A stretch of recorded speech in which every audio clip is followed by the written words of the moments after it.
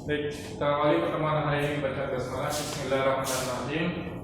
Oke, hari ini kita masuk atau belajar tentang sistem pernapasan pada manusia ya. Jadi sistem pernapasan pada manusia ini bukan materi baru buat kalian ya, karena sudah pernah dapat materi ini di jenjang SMP, sistem pernapasan. Tapi sistem pernapasan pada manusia ini pembahasannya skupnya lebih luas ketimbang ketika kalian belajar di SMP.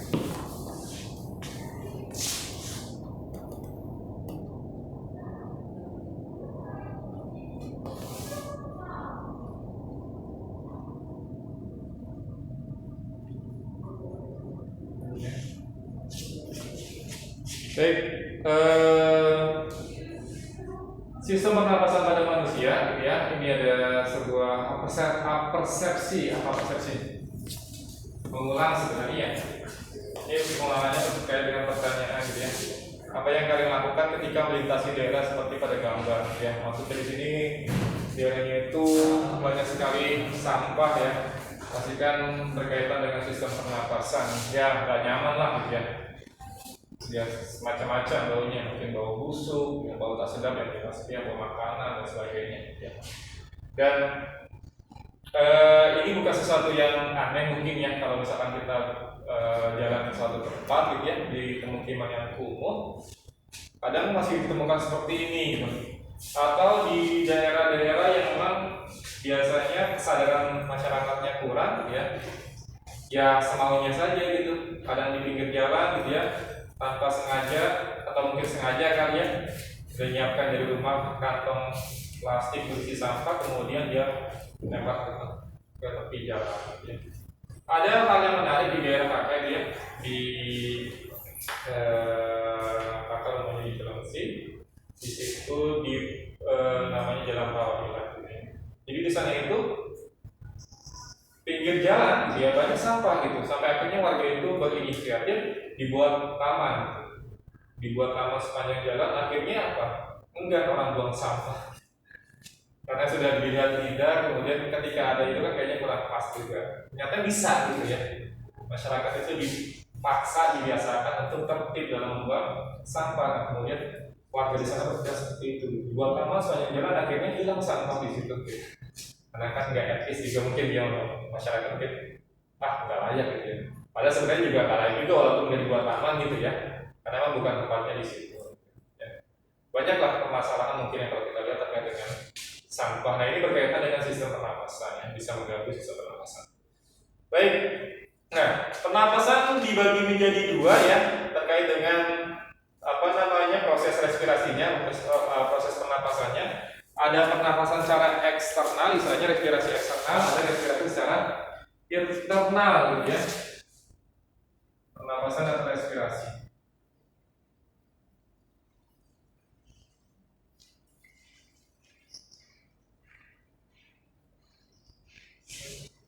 Ada eksternal dan juga ada internal.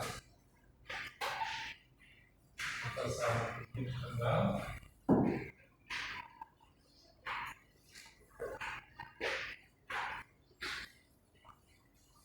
Nah, bedanya apa internal sama eksternal ya? Kalau internal itu proses dari mendapatkan oksigen dari luar masuk ke dalam tubuh gitu ya.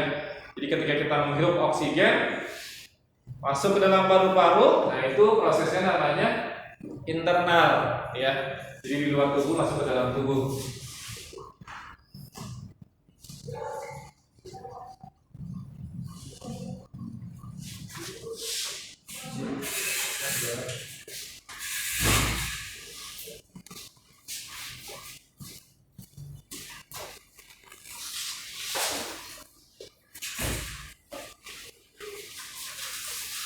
Ini prosesnya namanya internal, memang eksternal. Kalau internal lebih pemanfaatan oksigen buat tubuh kita, ya.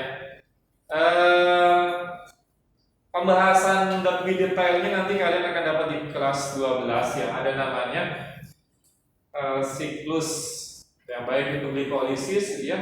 Kemudian ada siklus Krebs dan sebagainya, itu salah satunya memerlukan oksigen, ya. Jadi oksigen yang diambil itu digunakan untuk memecah zat makanan. Ada namanya respirasi secara aerob, ya. Nggak tahu kalian sudah pernah dengar atau sudah bahas atau belum terkait dengan respirasi aerob.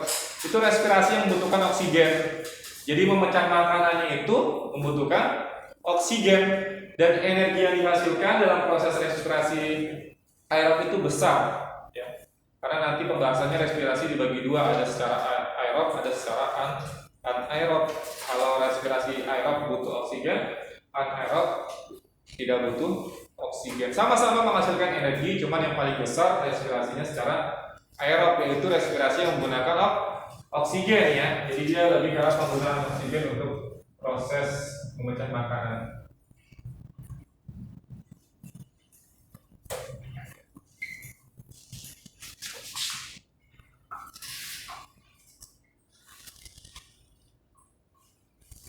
Ya. Oke, itu terkait dengan pernapasan secara eksternal.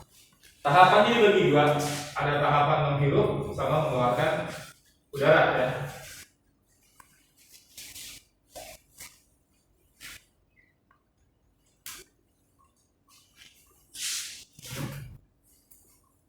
Ada inspirasi dan ekspirasi. Pak, Ya, maaf izin buka dulu. silakan.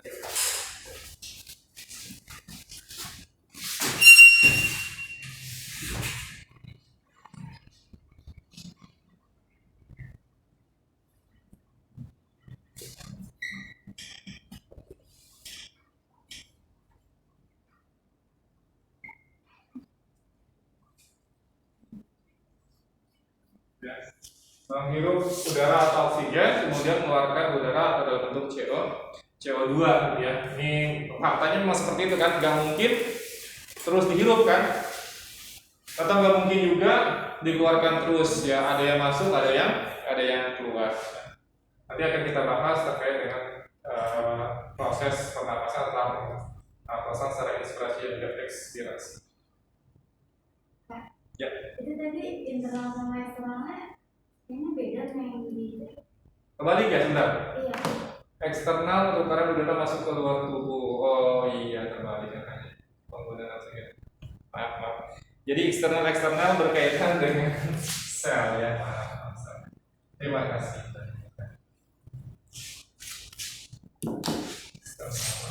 Eksternal.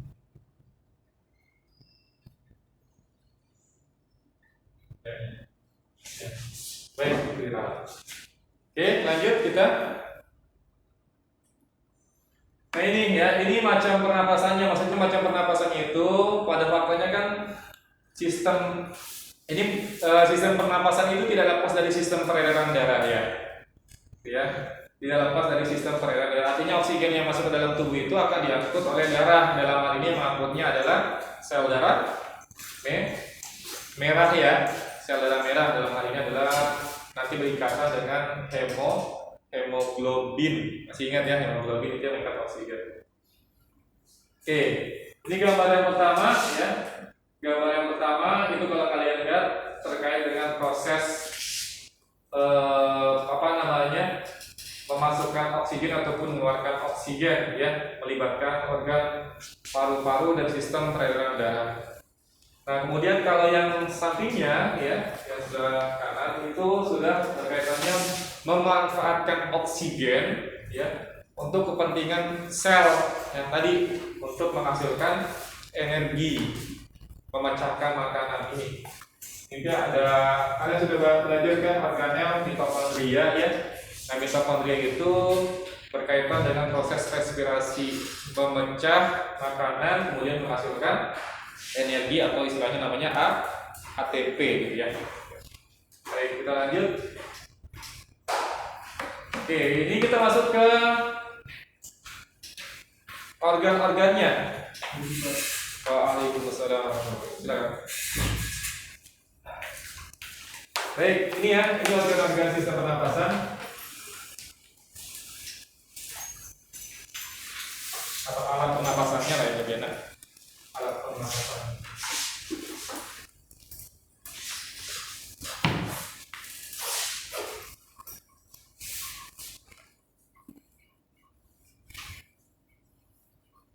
Ya. Mulai dari organ hidung, ya. Nah, di hidung ini ada bagian-bagiannya ya, atau nama lain hidung itu nasal. Nanti ada namanya nostril, itu lubang hidung. Kemudian ada rongga nasalnya, ya. Rongganya ada lubang, ada rongga. Beda ya, lubangnya, kemudian rongga bagian dalam berarti. Kalau lubang itu berarti bagian depannya, rongga berarti bagian dalamnya. Ini yang pertama, ini kita bahas. Kemudian yang kedua, setelah hidung turun ke bawah ada namanya tenggorokan. Nama lainnya adalah trakea. Kemudian di bawahnya lagi ada namanya bagian cabang dari tenggorokan, bronkus. Bronkus bercabang lagi nanti menjadi bronchiolus. Nanti bronchiolus berakhir di gelembung-gelembungnya namanya alveolus. Bronkus, bronchiolus dan alveolus ini masuk bagian namanya paru-paru ya. Jadi paru-paru itu terdiri dari bronkus dan bronchiolus. Nanti kemudian paru-paru sendiri ya pulmo atau paru-paru.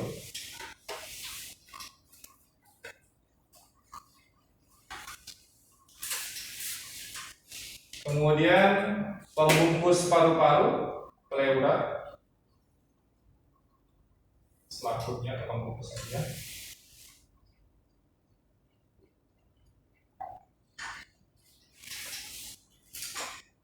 Oke. Kemudian ada diafragma, diafragma juga terlibat dalam sistem pernafasan.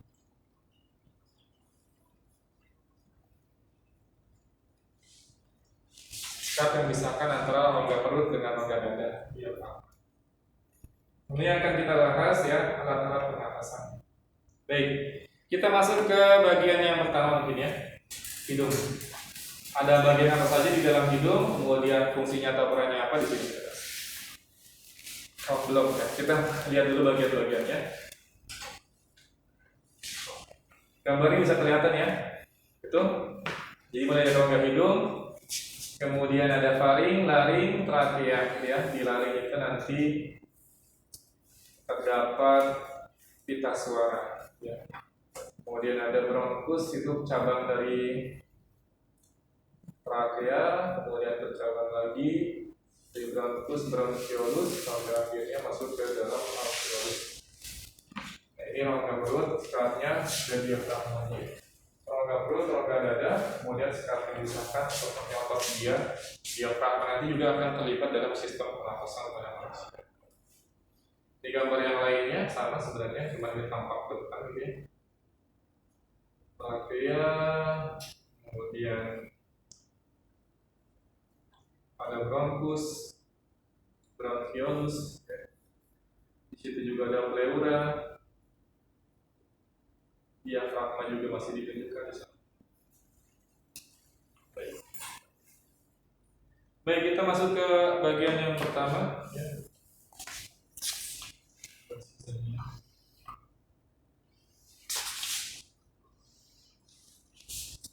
Oke. Kita masuk yang pertama yaitu hidung ya.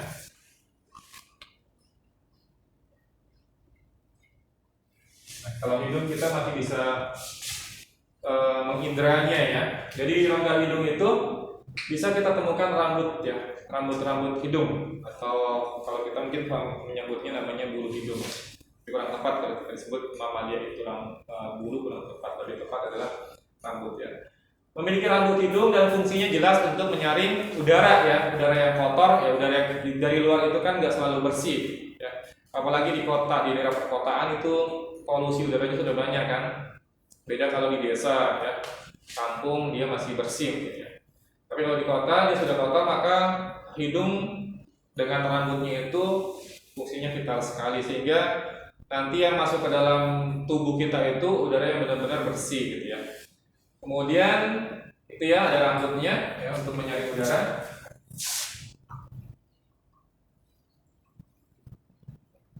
Rambut untuk menyaring.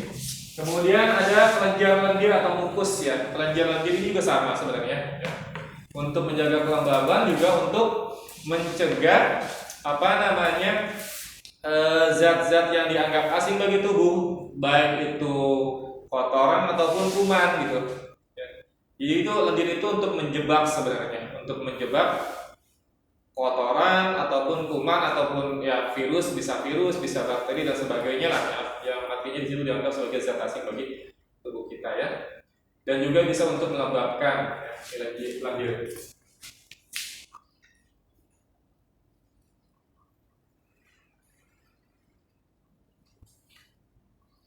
Oke. Lanjut ada saraf olfaktorius atau saraf pembau ya. Saraf olfaktorius.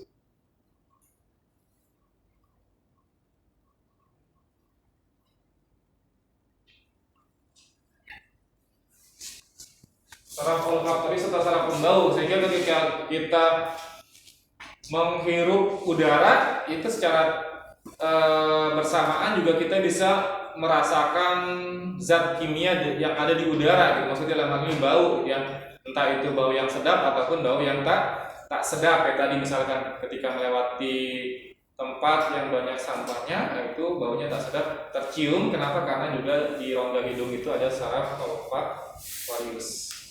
Kemudian ada konka ya.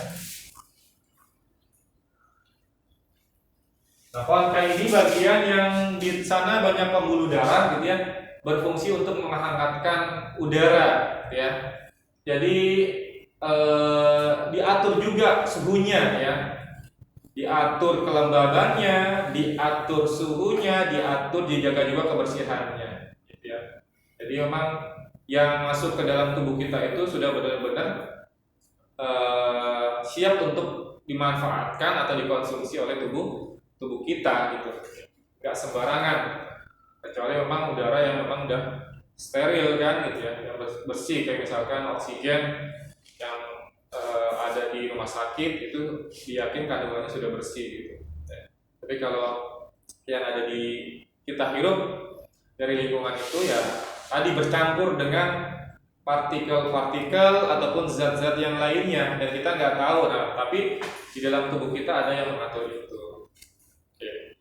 Ini kaitannya dengan hidung ya. Ada rambut, kelenjar, lendir, saraf olfaktorius sama konka. Lanjut kita ke bawah. Kita lihat dulu deh bagian-bagiannya. Dia ada lubang hidung, nostril, kemudian ada bagian tulang hidungnya, kemudian ada konka di bagian atas ya.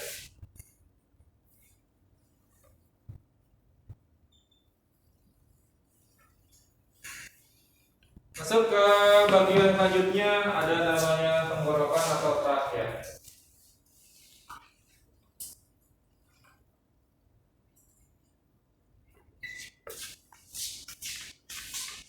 Tersusun atas cincin tulang rawan. Ya, kalau kalian rasakan, kalian pegang bagian tenggorokan itu kan susunannya bergelombang gitu ya.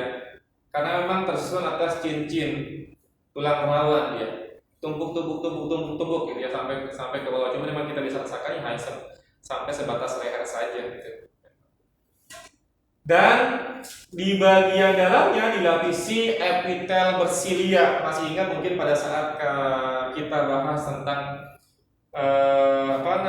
struktur sel hewan gitu ya. Ya pembahasan hewan di semester pertama itu kita bahas tentang epitel ya. Nah, di bagian tenggorokan itu ada silinya, ada rambut-rambutnya ya.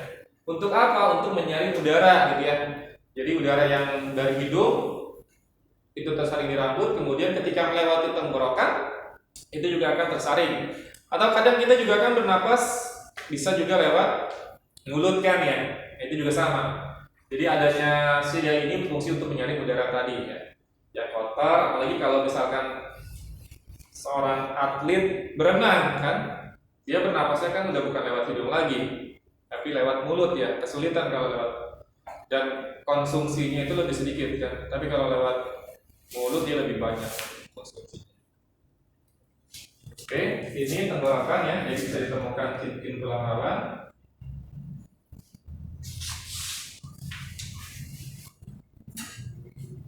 Kemudian juga ditemukan apital bersilia.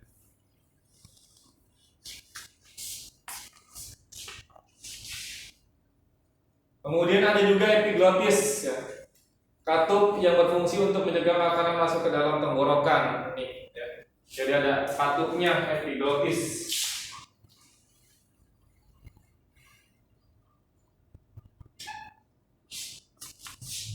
Karena tenggorokan, saluran pernapasan dengan saluran pencernaan itu berseberangan gitu. Ya. Kalau kita bernapas, ya, maka katup ini membuka, katup epiglotis ini. Tapi kalau kita makan, katup epiglotis ini akan menutup saluran pernapasan sehingga tidak salah masuk. Kalau salah masuk, bahaya. Saluran pernapasan tertutup oleh makanan sampai akhirnya oksigen nggak bisa masuk ke dalam tubuh kita gitu. Bisa kalau tidak segera diatasi kekurangan oksigen gitu kan, nggak bisa masuk, akhirnya ya bisa menyebabkan kematian nantinya. Ya makanya ini luar biasanya gitu ya, luar biasanya yang menciptakan manusia itu sudah benar-benar sempurna, kita diciptakan oleh Allah itu dengan sistem yang sangat sempurna gitu ya. Jadi nggak ibaratnya ya nggak menyebabkan kekacauan ketika memang manusia itu berjalan dengan sunatullah gitu, sudah digariskan sama Allah gitu ya. Jadi saluran pernapasan ya disertai dengan epiglotis agar ketika makan itu saluran tertutup biar makanan masuknya ke sistem pencernaan bukan ke sistem pernapasan ya. Tenggorokan bercabang menjadi 2 bronkus masing-masing menuju paru-paru kanan dan juga paru-paru kiri. Nanti ya setelah ini baik kaitannya dengan pembahasan tenggorokan. Di tenggorokan di sini ada proses tadi ya. Kalau di sini jelas sekali prosesnya ya, penyaringan, pelembapan, kemudian disaring, bukan saringnya, masuk ke dalam sistem pernapas atau penciuman, kemudian diatur udara suhunya. Di sini masih ada proses penyaringan lewat epitel bersilia. Oke, tenggorokan. Kita masuk ke paru-paru ya, paru-paru atau dalam hal ini pulmo. Terusnya sebelum itu cabang dulu ya, bronkus dulu. Bagian bronkus percabangan dari tenggorokan. Bronkus ini kalau di bronkus sudah tidak ada proses lagi ya, maksudnya tidak ada proses seperti yang di atasnya. Cuma dia percabangan dari tenggorokan dan dia ini nggak ada penjelasannya. Dia masih tersusun atas cincin tulang rawan. Nah ini, kelihatan ya? Masih sama dia. Masih tersusun atas cincin tulang rawan sama seperti trakea atau tenggorokan.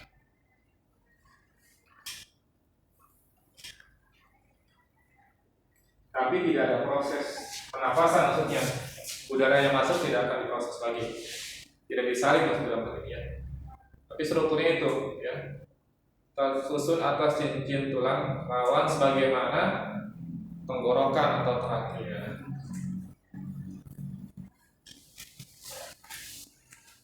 Kemudian lanjut kita ke ini ya. Digabungin pulmo.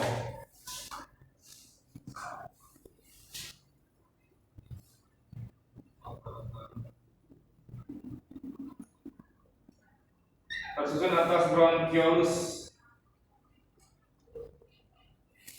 percabangan dari bronkus. Nah, tapi kalau bronchiolus ini dia tidak tersusun atas cincin tulang rawan ya. Tidak tersusun atas cincin tulang rawan. Bronchiolus ya, percabangan dari bronkus nanti bercabang lagi ya. Maksudnya percabangan dari bronkiolus ini nggak hanya satu bronkus, tidak hanya membentuk satu bronkus, tapi membentuk beberapa bronkiolus. Kemudian nanti setelah bronkiolus nanti juga ada alveolus. Alveolus itu gelembung-gelembung udara. Strukturnya itu bentuk seperti buah anggur. Dan di alveolus ini ada proses, yaitu proses difusi, ya, pertukaran udara.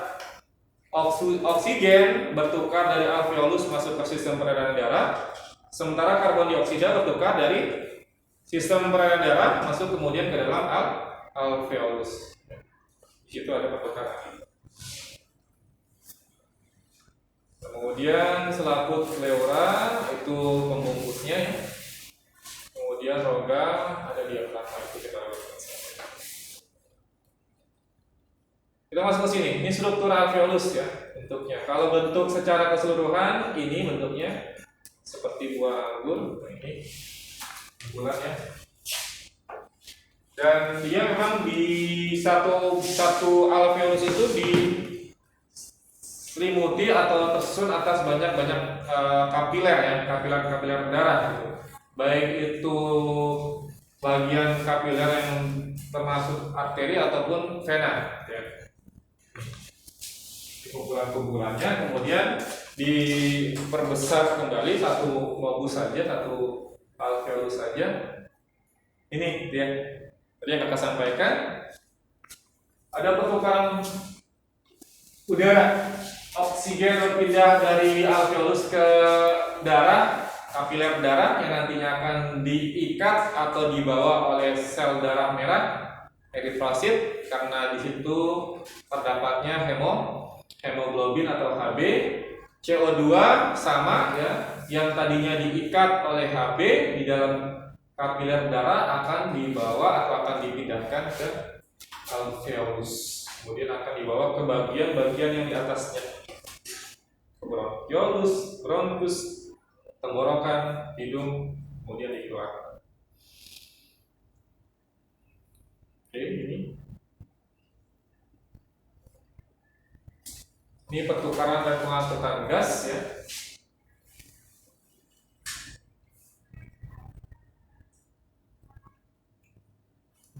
Lihat tadi sama sudah gambarnya.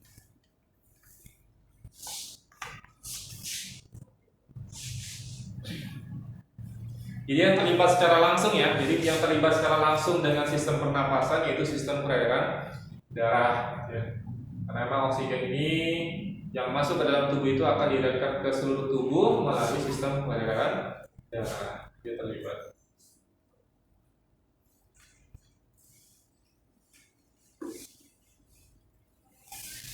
Kalau di manusia kan ada dua sistem peredaran, ya. Peredaran darah kecil dan sistem peredaran darah besar, gitu, ya. Nanti yang berkaitan dengan pengangkutan atau pertukaran udara itu, ya, berarti sistem peredaran darah kecilnya secara langsung, ya. Maksudnya kan peredaran kecil itu kan jantung, paru-paru, jantung, ya. Jantung, paru-paru itu darahnya membawa karbon dioksida, kan, sampai di paru-paru dikeluarkan, pindahkan. Nanti setelah di paru-paru darahnya itu sudah banyak kandungan oksigen masuk lagi ke jantung. Kalau mau lebih detail itu sudah kita bahas mungkin di pembahasan sebelumnya. Lanjut. Pertukaran gas pernapasan, laju penyerapan oksigen dipengaruhi oleh perbedaan tekanan parsial. Nah, ini perlu dipahami, ya. Waktu balik sekali lagi, ya, pembahasan di semester awal, ya, ada peristiwa namanya difusi dan ada juga peristiwa osmosis, ya. Cuman kita fokusnya ke difusi. Apa itu difusi? Pertukaran zat dari dari konsentrasi tinggi ke konsentrasi rendah, kan? Itu difusi. Nah, oksigen bisa masuk ke dalam tubuh karena memang tekanan oksigennya itu di dalam tubuh itu rendah, di lingkungan banyak, makanya berpindahnya itu dari luar masuk ke dalam tubuh. Itu kalau oksigen. Kalau karbon dioksida sebaliknya, di dalam tubuh itu banyak, tekanannya tinggi, gitu, ya. Kemudian di luar itu kecil, makanya karbon dioksidanya akan dipindahkan dari dalam tubuh keluar tubuh. Ini dijelaskan sih ya. Darah yang menuju alveolus memiliki tekanan parsial oksigen 40 mm Hg, sedangkan tekanan parsial oksigen di alveolus sebesar 100 mm Hg. Artinya tingginya di alveolus gitu. Makanya dipindahkan dari alveolus ke kapiler secara difusi. Sementara karbon dioksida kebalikannya gitu ya. Di kapiler itu tinggi ya, 45 walaupun beda sedikit ya. Kemudian di alveolus 40, tapi tetap tingginya di kapiler, maka dipindahkan dari kapiler ke alveolus.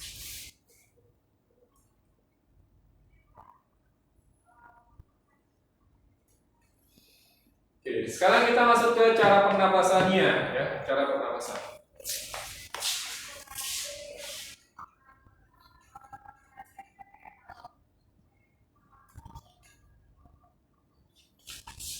Berarti ke sini nih.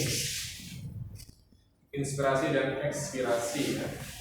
Pernapasan dibedakan menjadi dua, tadi sudah saya sampaikan di awal. Ada pernapasan secara inspirasi dan ada ekspirasi. Inspirasi menghirup udara, ekspirasi mengeluarkan. Kemudian untuk cara pernapasannya ada pernapasan dada dan pernapasan perut gitu ya. Pernapasan dada nanti yang lebih terlibat adalah otot antar tulang rusuk atau intercostalalis gitu ya. Intercostalis. Kemudian pernapasan perut itu otot diafragmanya gitu ya. Tapi secara umum ada persamaannya ya. Yang membedakan mungkin nanti lebih ke arah ototnya saja. Otot yang terlibat dalam pernapasan dada dan pernapasan perut. Ini ya. Ini pernapasan dada nih ya.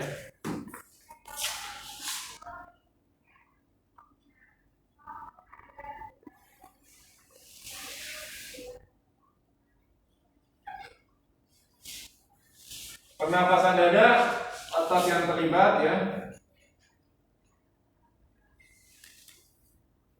antar tulang rusuk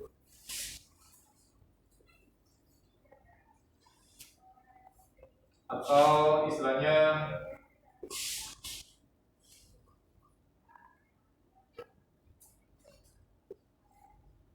intercostalis.